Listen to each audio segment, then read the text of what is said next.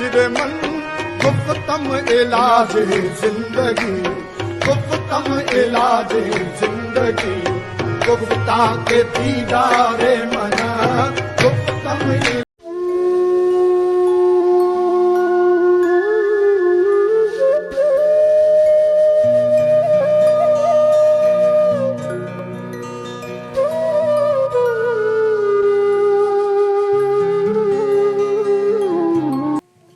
محبت جو ذات شکم مادر میں بچے کی صورت گری کرتی ہے، وہی ذات خیال اور احساس کی صورت گر بھی ہے۔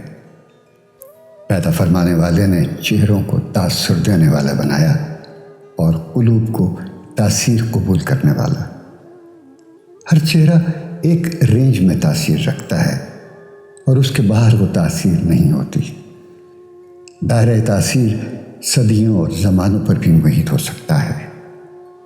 یہ خالق کے اپنے کام ہیں۔ آنکھوں کو بینائی عطا فرمانے والا نظاروں کو رعنائی عطا فرماتا ہے۔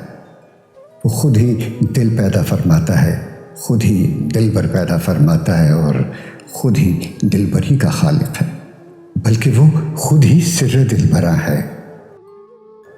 محبت کوشش یا محنت سے حاصل نہیں ہوتی، یہ عطا ہے، یہ نصیب ہے، بلکہ یہ بڑے ہی نصیب کی بات ہے۔ زمین کے سفر میں اگر کوئی چیز آسمانی ہے تو وہ محبت ہی ہے۔ محبت کی تعریف مشکل ہے، اس پر کتابیں لکھی گئیں، شعراء نے محبت کے قصیدے لکھے، مرثیے لکھے، محبت کی کیفیات کا ذکر ہوا، وضاحتیں ہوئیں، لیکن محبت کی جامع تعریف نہ ہو سکی۔ واقعہ کچھ اور ہے، روایت کچھ اور۔ بات صرف اتنی سی ہے کہ ایک چہرہ جب انسان کی نظر میں آتا ہے تو اس کا انداز بدل جاتا ہے، کائنات بدلی بدلی سی لگتی ہے، بلکہ ظاہر و باطن کا جہان بدل جاتا ہے۔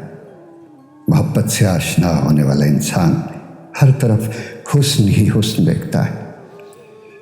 اس کی زندگی نثر سے نکل کر شعر میں داخل ہو جاتی ہے، اندیشہ ہائے سود و زیاں سے نکل کر انسان جلوہ جانا میں گم ہو جاتا ہے۔ اس کی تنہائی میں میلے ہوتے ہیں، وہ ہنستا ہے بے سبب، روتا ہے بے جواز۔ محبت کی کائنات جلوہ محبوب کے سوا اور کچھ نہیں۔ محبوب کا چہرہ محب کے لیے کعبہ بن کے رہ جاتا ہے۔ محبت انسان کو زمان و مکان کی ظاہری قیود سے آزاد کر دیتی ہے۔ محبت میں داخل ہونے والا ہر داستان الفت کو کم و بیش اپنا ہی قصہ سمجھتا ہے۔ وہ اپنے غم کا عکس دوسروں کے افسانوں میں محسوس کرتا ہے۔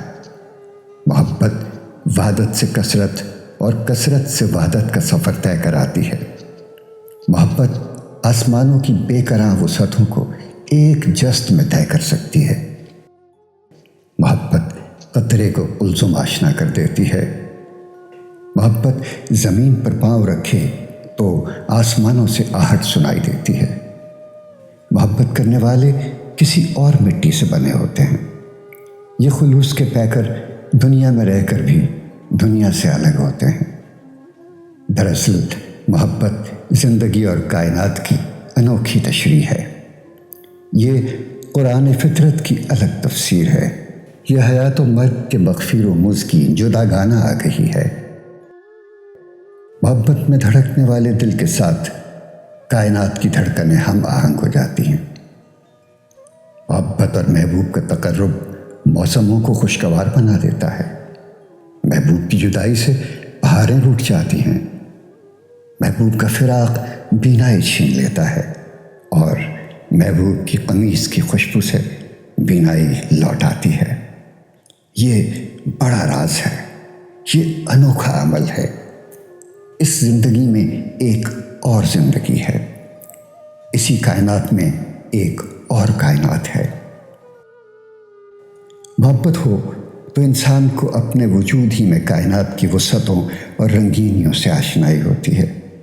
اسے خوشبوؤں سے تعارف نصیب ہوتا ہے، اسے آہٹیں سنائی دیتی ہیں، وہ دھڑکنوں سے آشنا ہوتا ہے، اسے نالہ نیم شب کا مفہوم سمجھ میں آتا ہے۔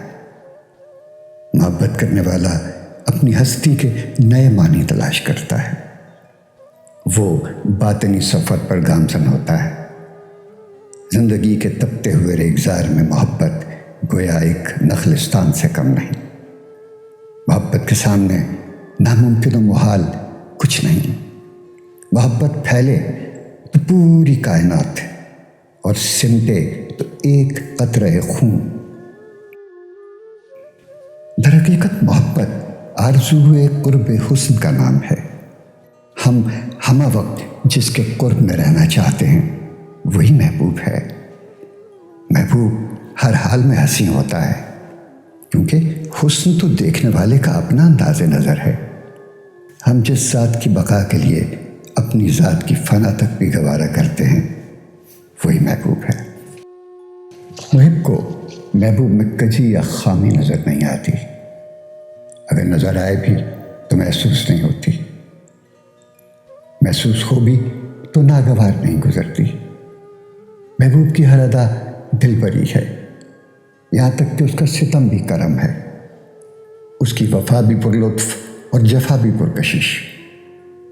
محبوب کی جفا کسی محب کو ترک وفا پر مجبور نہیں کرتی، دراصل وفا ہوتی ہی بے وفا کے لیے ہے۔ محبوب کی راہ میں انسان معذوری و مجبوری کا اظہار نہیں کرتا۔ محبوب کی پسند و ناپسند محب کی پسند و ناپسند بن کے رہ جاتی ہے۔ محبت کرنے والے جدائی کے علاوہ کسی اور قیامت کے قائل نہیں ہوتے۔ محبت اشتہائے نفس اور تسکین وجود کا نام نہیں، اہل حوث کی سائیکی اور ہے اور اہل دل کا انداز فکر اور۔ محبت دو روحوں کی نہ ختم ہونے والی باہمی پرواز ہے۔ محبت کے لیے کوئی خاص عمر مقرر نہیں۔ محبت زندگی کے کسی دور میں بھی ہو سکتی ہے۔ یہ بھی ممکن ہے کہ ایک انسان کو پوری زندگی میں بھی محبت سے آشنا ہونے کا موقع نہ ملے۔ سوزے دل پروانہ کسی مغز کے نصیب میں نہیں ہوتا۔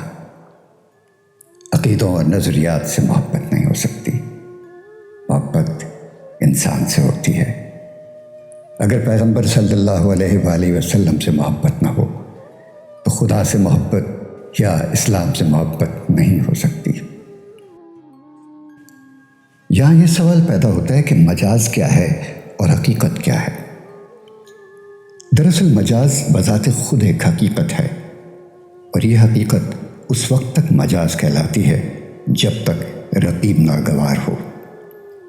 جس محبت میں رقیب قریب اور ہمسفر ہو وہ عشق حقیقی ہے۔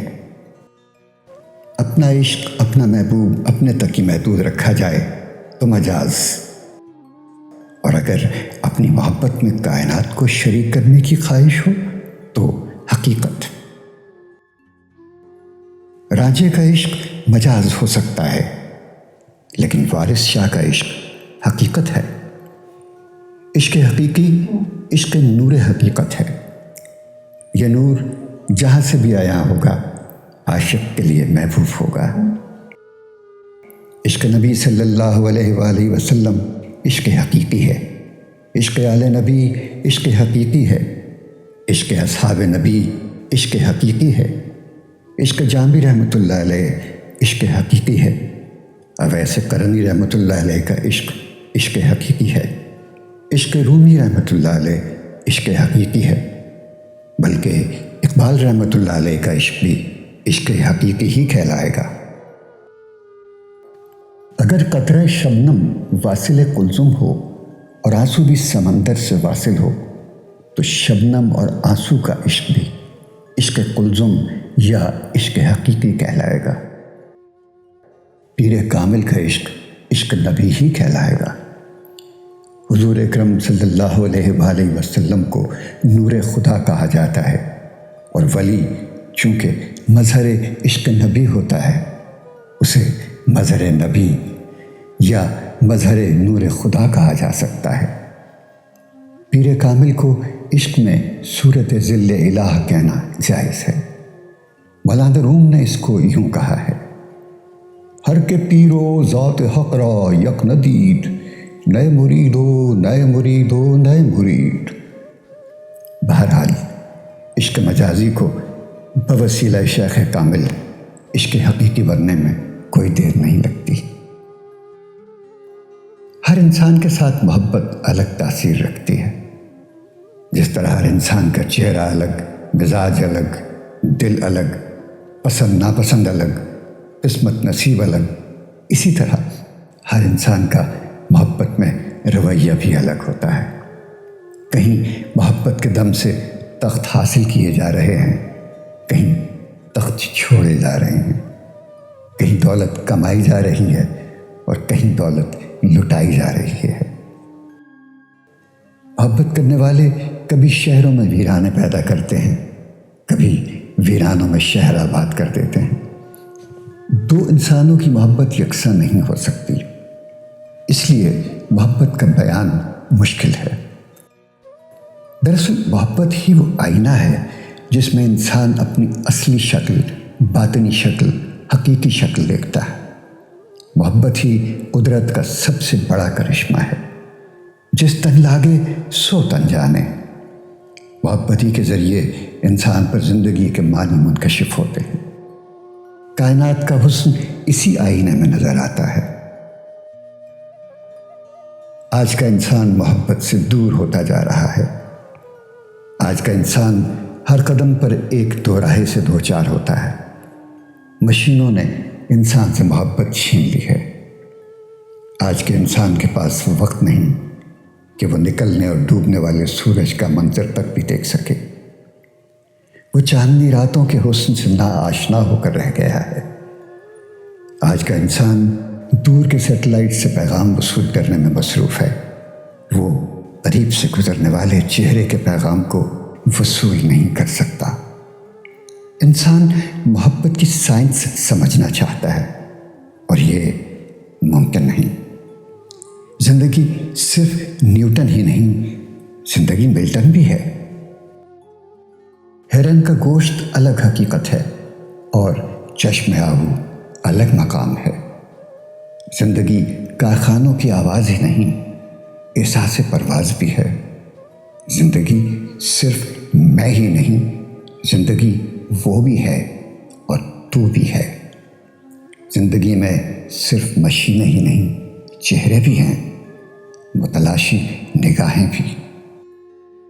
زندگی مادہ ہی نہیں، روح بھی ہے، اور سب سے بڑی بات، زندگی خود ہی معراج محبت بھی ہے۔